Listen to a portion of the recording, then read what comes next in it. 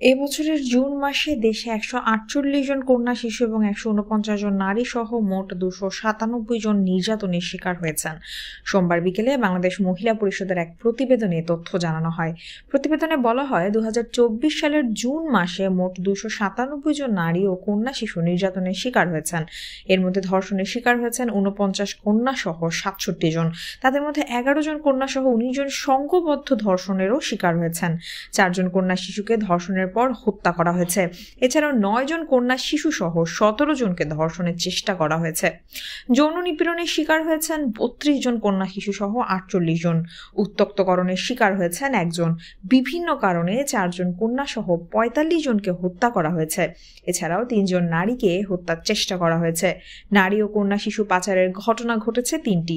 একজন অগ্নিদগ্ধেরও শিকার হয়েছেন। যৌতুকের কারণে নির্যাতনের শিকার হয়েছেন 10 জন। এদের মধ্যে 1 জন কন্যা সহ 4 জনকে যৌতুকের কারণে হত্যা করা হয়েছে। শারীরিক নির্যাতনের শিকার হয়েছেন 8 জন। এদের মধ্যে 1 জন কন্যা শিশু। পারিবারিক সহিংসতায় শারীরিক নির্যাতনের ঘটনা ঘটেছে 5টি।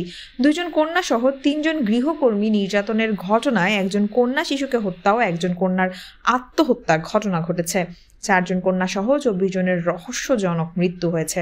9 জন কন্যা সহ 21 জনের আত্মহত্যার ঘটনা ঘটেছে। এর মধ্যে 3 জন আত্মহত্যার প্ররোচনার শিকার হয়েছেন।